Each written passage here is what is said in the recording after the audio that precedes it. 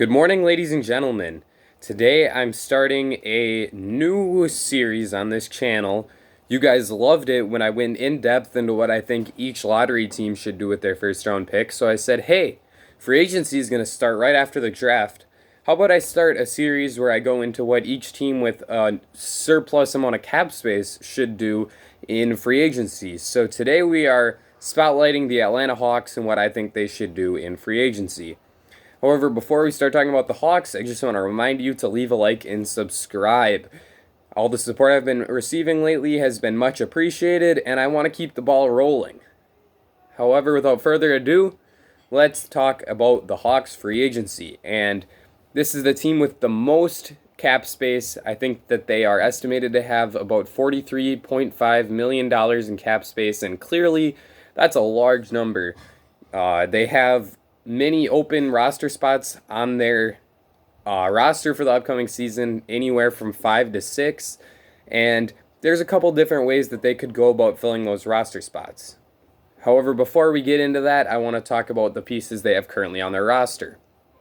At the point guard is obviously the centerpiece of this team, Trae Young. Trae is one of the more tantalizing offensive talents in the entire NBA. He struggles on defense, and that makes him a player that people are very on different ends of the fence on, have very different opinions on Trae Young. But overall, he is one of the better young players in the league, and obviously the centerpiece of this Atlanta Hawks rebuild. At the backup point guard, right now they have Brandon Goodwin on a non-guaranteed contract. I'm not sure if they'll bring that back or not, but he wasn't great for them in his limited playing time this past season. I think he played about 34 games and had very poor advanced statistics, is not a very good playmaker whatsoever, finishes the ball all right at the basket but really can't shoot. So I don't know if they'll bring this guy back. If they don't, it's another $1 million of cap space. On the wing, this is where this team has allocated a lot of its recent draft resources, as they are stocked with guys like Kevin Huerter, DeAndre Hunter, and Cam Reddish. As of right now, I would say Reddish is probably the best player of that group in my opinion. I love his ability in the future as a secondary playmaker for a team. He shot the ball better towards the end of the season, and we really saw his production overall take a spike up. And we saw him show great improvement over the second half of the season, the last couple months. So I have faith that he can be a solid player for the Hawks next year. I have questions about DeAndre Hunter, but obviously he's a really good team defender, and that's why the Hawks drafted him so early. They need to surround Trae Young with solid defensive players, and he fits that for them. And Kevin Huerter is one of the better young shooters in the NBA, and you could look to see him step into kind of a Kyle Korver type role as he continues to grow as an NBA player, although he could even be better than a Kyle Korver because he does have some ability off the bounce as well. So while they do have some good options on the wing, those players are all young, and they all have specific problems that prevent them from being really, really good young players. So I do think that the wing is a place where the Hawks could look to upgrade. At power forward and center, the big man positions, this is where this team has really their strength outside of Trae Young. John Collins and Clint Capella are the second and third best players on this team. Collins is a really nice scoring player. He is starting to shoot the ball better, and he's one of the better finishers in the NBA. On defense, he has also shown improvement. So I think that John Collins is a guy that they could look to take a step forward into all-star consideration next season. Clint Capella is kind of a known commodity. He's a good rim runner, and he's going to have some excellent pick-and-roll chemistry with Trae Young, if I had to guess. On the defensive end, he's a solid rim protector, and you're more likely to be running a drop coverage than a switch-heavy scheme with him because he can't guard on the perimeter as much. He's not as mobile as he is as a rim protector. That's where his real value is on defense. Similar with Dwayne Dedmon, who is their backup center and is on a bloated contract that he really showed last year that he doesn't deserve. However, he does have a role in the league as a big man who can space the floor exceptionally well and can also influence some shots at the rim. So as a backup center, he's solid. Obviously, his deal isn't great, but the Hawks have it, and they still have the amount of cap space they have, so it's not exactly a backbreaker for them. They also have Bruno Fernando, who has had an underwhelming first couple of seasons in the NBA and has really struggled to really cement a place for himself in the league. In terms of outgoing free agents, there's a few names here that are of interest to me. Jeff Teague is not one of those. I think that they should probably let him walk because after they brought him in to be their backup point guard last year, he really struggled. So I think that they could probably find a better answer at that position, whether it be through the draft or in free agency. DeAndre Bembry is a guy that I have some interest in because he can handle the ball. The shooting isn't great, and he makes some questionable decisions. His turnover rate was one of the highest for any role player in the entire NBA last year. But the fact that he plays so hard and is a really high-quality defender excites me a bit with him. And when I saw him play live against the Bucks, I was like, hey, this guy is actually pretty solid. So I think that he's someone the Hawks should accept the qualifying offer for and hope to bring him back next year and see if his shot can develop, because if it can, this guy could potentially be a solid rotational piece, especially if he can bring the turnovers down. Scalabissiere and Damian Jones are two young centers that have shown some potential in the league. Damian Jones has been very productive in the minutes he's gotten, and Scalabissiere has shown flashes of being a solid NBA player. However, I kind of doubt that this team will be bringing either of those two back because they already have three centers signed, two of them being very expensive. However, if they want to bring one of those guys back to be like a fifth or sixth big man on the roster, I would say that it'd be a solid idea. Just take a shot. I prefer Labissiere because I think that there's a shot that he develops into a pretty solid rim protector and rim runner similar to Clint Capella in front of him on the depth chart. And I think that he's probably a better player than Bruno Fernando. So if they're going to have a third big man next year, I would recommend it being Labissiere. Treveon Graham is the last expiring contract, and I think this guy's probably going to be out of the league by next year, so there's not much to talk about there. This team also has two incoming draft picks, which are likely to take up a roster spot, although the 50th overall pick is probably going to be a player on a two-way. We'll get to some options for them there after we talk about the 6th pick, which is a spot where I really think that they'll either look for a wing or Tyrese Halliburton pretty much would be the only other option for them, in my opinion, if they're not targeting a wing. Onyeka Okongwu could be another potential piece, but I just think that they have too many assets located at the center position, so I think that they would probably look to not draft Okongwu. Halliburton, Denny Avdia, Devin Vassell, and Isaac Okoro are probably my 4 favorite guys for the Hawks. Halliburton could come in and play some of that backup point guard role we talked about earlier, and he could also play alongside Trae Young as a pretty solid defensive player, especially in terms of team defense. His on-ball stuff could have some improvement, but he's going to improve their defense overall, especially if he's playing over a guy like Kevin Huerter or Cam Reddish. Although those guys do have defensive potential, Tyrese Halliburton has already proven that, especially with team defense, he is pretty solid. Denny Avdia, if they were to bring him in, could play as a 4th wing for them. He has some playmaking potential. The shooting is a question mark, but if it comes along, he could be a solid guy for them to bring in and add to their wing rotation with guys like DeAndre Hunter and Cam Reddish. He could also play some stretch 4 for them off the bench in relief of John Collins. Devin Vassell would be a 3-and-D wing, similar to what they drafted last year with DeAndre Hunter and Cam Reddish. However, Vassell is probably a better shooter than either of those two guys, and maybe a more reliable defender than Reddish as well. So he's another addition that could work really, really well into their current mindset of surrounding Trae Young and John Collins with plus defenders.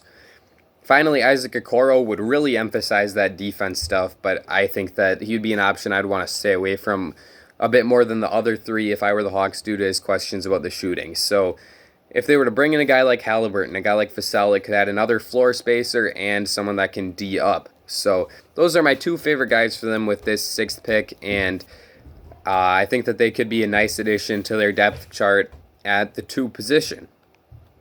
At the 50th pick, I think that this could be a solid spot for them to target a future backup point guard on a two-way contract. Someone like Tyshawn Alexander, Peyton Pritchard, Marcus Howard. One of those guys would make some sense to me. Maybe they want to go for a big guy. This is a spot where I could see someone like Udoka Azubuike or Vernon Carey falling. Could sign one of those two guys on a two-way. If you're looking for a wing, I can't even think of any wings in this part of the draft at the moment. So really, this is just going to be a two-way guy, and I would not expect this 50th pick to yield a guy who's going to be taking up a roster spot next season. In terms of possible free agent targets, I think that a spot for them to start would be with targeting the big fish. And in this free agency, there's not too many big fish.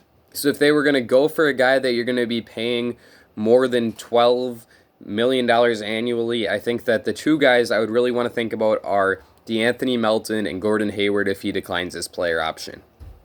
Melton would be a player that could function very similar to Tyrese Halliburton for the Hawks if they were to not draft Halliburton. Melton could come in and be a really solid defender at the 2 spot, and that is something that they obviously need alongside Trae Young. He's one of the better rebounding guards, and while that would be a really small backcourt with both of those players being under 6'2", Melton is a really solid defender for his height, and I think that he could take on some of the larger 2 guards in the NBA. I think he would be the perfect fit alongside Trae Young. Obviously, the jump shot isn't great there, and that's something that you would like to see be a bit better for a guy that you're going to be starting in your backcourt, but I'm a big believer in DeAnthony Melton. If that jump shot can come along, getting him on a contract in the $14 million range could be a big steal. So if you can lure him away from the Hawks, or away from the Grizzlies, if you are the Hawks, that would definitely be a guy that I would be targeting. Alternatively, you could look to bring in Gordon Hayward if he were to decline his player option with the Celtics, which sounds like it's something that could potentially happen.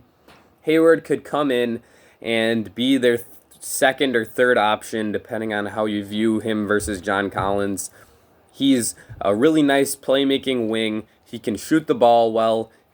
On defense, he's not a liability whatsoever. He's pretty average on that end of the floor, but really what you're bringing him in for is the playmaking and shooting ability on offense, which is an area I think he could really do a nice job complementing the young core of Trae Young and John Collins.